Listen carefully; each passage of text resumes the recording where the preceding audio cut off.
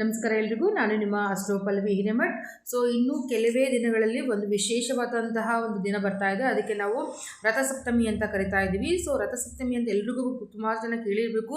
ಆವತ್ತಿನ ದಿನ ಒಂದು ವಿಶೇಷವಾದಂಥ ಒಂದು ದಿನ. ಯಾಕಂತಂದರೆ ಸೂರ್ಯ 7 ರಥಗಳ ಮೇಲೆ ಕೂತ್ಕೊಂಡು ಏನು ಮಾಡ್ತಾನೆ, ಪ್ರಯಾಣವನ್ನು ಮಾಡ್ತಾನೆ. ಅವತ್ತು ಅದನ್ನು ನಾವು ರಥಸಪ್ತಮಿ, ಯಾಕೆ ಸಪ್ತಮಿ ಅಂದರೆ 7 ಕುದುರೆಗಳ ಮೇಲೆ ಸೂರ್ಯ ಬರುವುದರಿಂದ ಅದನ್ನು ನಾವು ರಥಸಪ್ತಮಿ ಅಂತ ಕರಿತೀವಿ. ಸೊ ತುಂಬ ಅಂದರೆ ತುಂಬ ವಿಶೇಷವಾದಂಥ ದಿನ. ಅವತ್ತಿನ ಸೂರ್ಯನ ಪಥ ಸಂಚಲನ ಆಗುತ್ತೆ.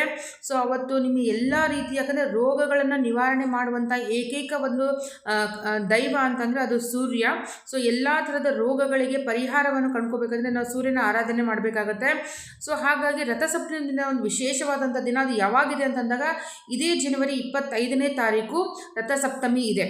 ಓಕೆ, ತುಂಬ ಅಂದರೆ ಯೂಶ್ವಲಿ ಇದು ಫೆಬ್ರವರಿಯಲ್ಲಿ ಬರುತ್ತೆ, ಬಟ್ ಈ ವರ್ಷ ಜನವರಿಯಲ್ಲೇ ಬಂದಿದೆ. ಸೊ ರಥಸಪ್ತಮಿ ದಿನ ನೀವು ಏನು ಮಾಡ್ಕೊಳ್ಳಿ ಅಂತ ಅಂದಾಗ, ಸೂರ್ಯ ಉದಯಕ್ಕಿಂತ ಮುಂಚೆ ಎದ್ದು ನೀವೇನು ಮಾಡಬೇಕು ಅಂದಾಗ, ಎಕ್ಕದ ಎಲೆ ಗೊತ್ತಲ್ವಾ, ಬಿಳಿ ಎಕ್ಕದ ಎಲೆ, ಅದರಲ್ಲಿ ಒಂದು ಬ್ಲೂ ಕಲರ್ ಇರುತ್ತೆ, ಒಂದು ವೈಟ್ ಇರುತ್ತೆ. ಸೊ ವೈಟ್ ಎಕ್ಕದ ಎಲೆಯನ್ನು 7 ಎಕ್ಕದ ಎಲೆ, ಮನೆಯಲ್ಲಿ ನೀವು ಇಬ್ಬರು ಇದೆ ಅಂದಾಗ ಅವರಿಗೆ 7 ಇವರಿಗೆ 7, ತಲಾ 7 ಅಂತಂದರೆ 14 ಎಕ್ಕದ ಎಲೆ ಬೇಕಾಗುತ್ತೆ. ಒಬ್ಬರು ಸ್ನಾನ ಮಾಡಬೇಕಾದಾಗ 7 ಎಕ್ಕದ ಎಲೆಗಳನ್ನು ತಗೊಂಡು, ಒಂದೊಂದು ಎಕ್ಕದ ಎಲೆಗಳನ್ನು ಸ್ನಾನ ಮಾಡಬೇಕಾದಾಗ ಒಂದು ತಲೆ ಮೇಲೆ, 2 ಭುಜದ ಮೇಲೆ ಮತ್ತು 2 ತೊಡೆಯ ಮೇಲೆ ಮತ್ತು 2 ಪಾದದ ಮೇಲೆ, ಈ ಥರ 7 ಎಕ್ಕದ ಎಲೆಗಳನ್ನು ನಾವು ನಮ್ಮ ದೇಹದ ಮೇಲೆ ಇಟ್ಕೊಂಡು ಅದರಿಂದ ಸ್ನಾನವನ್ನು ಮಾಡಬೇಕಾಗತ್ತೆ. ಸ್ನಾನ ಮಾಡಬೇಕಾದಾಗ ಅದಕ್ಕೆ ಅರಿಶಿಣವನ್ನು ಹಾಕಿ ನೀವು ಸ್ನಾನ ಮಾಡಬೇಕು. ಸೂರ್ಯನ ಆರಾಧನೆಯನ್ನು ಮಾಡಬೇಕು. ಬೆಳಗ್ಗೆ ಸ್ನಾನ ಆದ ತಕ್ಷಣ ಸೊ ಏನು ಮಾಡಬೇಕು ಅಂದರೆ ಸೂರ್ಯನಿಗೆ ಅರ್ಘ್ಯ ಕೊಡಬೇಕು.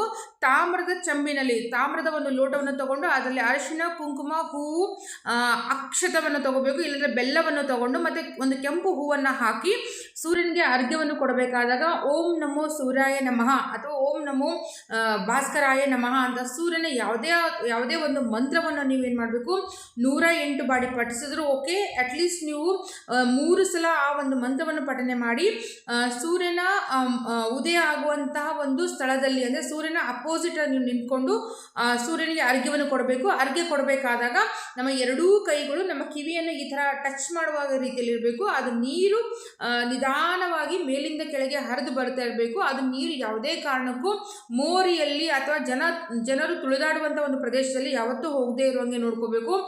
ಎದುರುಗಡೆ ಒಂದು ಯಾವುದಾದ್ರೂ ಒಂದು ಪಾಟ್ ಇಟ್ಕೊಂಡು ಆ ಪಾಟಲ್ಲಿ ನೀರು ಹಾಕಿ ಅದು ಅರ್ಘ್ಯವನ್ನು ಕೊಟ್ಟಾದ ನಂತರ 3 ಒಂದು ಪ್ರದಕ್ಷಿಣೆಯನ್ನು ಹಾಕೋಬೇಕು. ನಿಂತ ಸ್ಥಳದಲ್ಲಿಯೇ ನೀವು ಸೂರ್ಯನಿಗೆ ನಿಮ್ಮ ಮನೋಕಾಮನೆಯನ್ನು ನೀವು ಹೇಳಿ 3 ಪ್ರದಕ್ಷಿಣೆಯನ್ನು ಹಾಕಿಕೊಂಡು ಏನು ಮಾಡಬೇಕು ಅಂತಂದಾಗ ಸೂರ್ಯನಿಗೆ ನಮಸ್ಕಾರ ಮಾಡಿ ಅಲ್ಲಿರುವಂಥ ಒಂದು ನೀರನ್ನು, ಅಂದರೆ ನೀವು ಅರ್ಘ್ಯ ಕೊಟ್ಟಿರುವಂಥ ಒಂದು ನೀರನ್ನು ತಗೊಂಡು 2 ಕಣ್ಣುಗಳಿಗೆ ನೀವು ಸ್ವಲ್ಪ ಸ್ಪರ್ಶವನ್ನು ಮಾಡಿ ನಿಮ್ಮ ಸೂರ್ಯನಿಗೆ ಆರಾಧನೆ ಮಾಡೋದ್ರಿಂದ ರಥಸಪ್ತಮಿಯ ಎಲ್ಲ ರೀತಿಯ ಶುಭ ಫಲಗಳು ನಿಮಗೆ ದೊರೆಯುತ್ತೆ.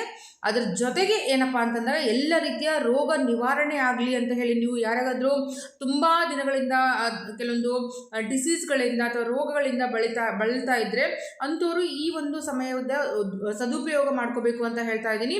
ಯಾಕಂದರೆ ತುಂಬ ಒಳ್ಳೆಯದಂಥ ದಿನ. ಅದು ಆದ ನಂತರ ಯಾರೆಲ್ಲ ಹೊಸ ಕೆಲಸಗಳನ್ನು ಪ್ರಾರಂಭ ಮಾಡ್ತಾ ಇದ್ದೀರೋ ಅಥವಾ ಮಾಡಬೇಕು ಅಂದ್ಕೊತಿರೋ, ದಿ ಬೆಸ್ಟ್ ಡೇ ಅಂತ ಹೇಳ್ತಿದ್ದೀನಿ. ಎಸ್ಪೆಷಲಿ ಬರ್ತ್ ನಂಬರ್ 1, 10, 19 ಆ್ಯಂಡ್ 28 ಯಾರೆಲ್ಲ ಇದ್ದಾರೋ ಅವರಿಗೆಲ್ಲರಿಗೂ ಈ ಒಂದು ದಿನ ತುಂಬ ಅಂದರೆ ತುಂಬ, ಈ ವರ್ಷನೇ ತುಂಬ ವಿಶೇಷವಾಗಿ ಇದೆ. ಬರ್ತ್ ನಂಬರ್ 1 ಇದಾದವರಿಗೆ ಅದರಲ್ಲೂ ರಥಸಪ್ತಮಿ ಇನ್ನೂ ವಿಶೇಷವಾದಂಥ ಫಲವನ್ನು ಕೊಡುತ್ತೆ ನಿಮಗೆ.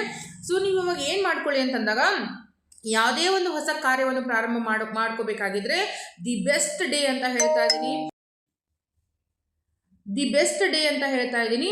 ಸೊ ಆವತ್ತಿನ ದಿನ ನೀವೇನು ಮಾಡ್ಬೋದು, ಹೊಸ ಕಾರನ್ನು ತೊಗೋಬೋದು, ಬೈಕನ್ನು ತೊಗೋಬೋದು, ಪ್ರಾಪರ್ಟಿನ ತೊಗೋಬೋದು, ಅಥವಾ ರಿಜಿಸ್ಟ್ರೇಷನ್ ಮಾಡ್ಕೊಳ್ಬೋದು, ಇನ್ವೆಸ್ಟ್ಮೆಂಟ್ ಮಾಡ್ಬೋದು, ಯಾವುದೊಂದು ಹೊಸ ಕಾರ್ಯಗಳನ್ನು ನೀವು ಪ್ರಾರಂಭ ಮಾಡ್ಬೋದು.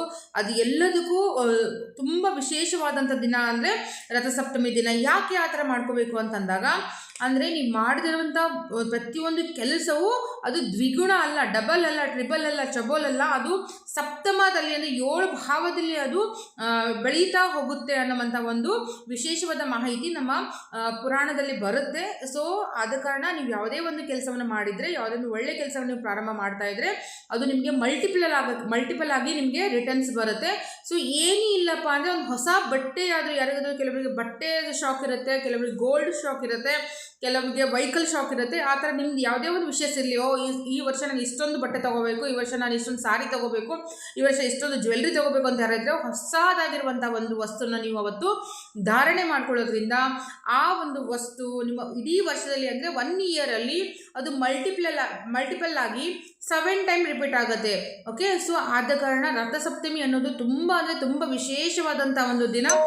ಸೂರ್ಯನ ಪಥವನ್ನು ನಾವು ಸದುಪಯೋಗ ಮಾಡ್ಕೋಬೇಕು. ಸೂರ್ಯ ಯಾವ ಥರ ಸಪ್ತ ಕುದುರೆಗಳ ಮೇಲೆ ಪ್ರಯಾಣ ಮಾಡ್ತಾ ಇದ್ದಾನೆ, ನಮ್ಮ ಜೀವನ ಕೂಡ ಅದೇ ಥರ ಆಗಲಿ. ನಮ್ಮ ಜೀವನದಲ್ಲಿರುವಂಥ ಎಲ್ಲ ರೀತಿಯ ದುಃಖಗಳು, ರೋಗಗಳು ಎಲ್ಲವೂ ನಿವಾರಣೆಯಾಗಿ ಆ ಸೂರ್ಯನ ಪ್ರಕಾಶಮಾನವಾದಂಥ ಕಿರಣ ನಮ್ಮ ಜೀವನದಲ್ಲಿ ಪ್ರಕಾಶಮಾನವಾಗಿ ಬೆಳಗಲಿ, ಎಲ್ಲರ ಜೀವನದಲ್ಲಿ ಬೆಳಕನ್ನು ಬರಲಿ ಅಂತ ನಾನು ಹಾರೈಸ್ತಾ, ಸೊ ಯಾರೆಲ್ಲ ಈ ವಿಡಿಯೋನ ನೋಡ್ತಾ ಇದ್ದೀರೋ ಪ್ಲೀಸ್ ಎಲ್ರಿಗೂ ಇದನ್ನು ಶೇರ್ ಮಾಡಿ. ಇನ್ನು ಕೆಲವೇ ದಿನಗಳಲ್ಲಿ ಈ ಒಂದು ರಥಸಪ್ತಮಿ ಇರೋದರಿಂದ ಎಲ್ಲರೂ ಇದರ ಉಪಯೋಗವನ್ನು ಮಾಡಿಕೊಳ್ಳಿ. ಹೆಚ್ಚಿನ ಮಾಹಿತಿಗಾಗಿ ನನ್ನ ಚಾನಲ್ನು ಕೂಡ ಸಂಪರ್ಕಿಸಬಹುದು, ನನ್ನ ನಂಬರ್ ಕೂಡ ಸಂಪರ್ಕಿಸಬಹುದು. ಇದೇ ಥರ ಪರ್ಸನಲ್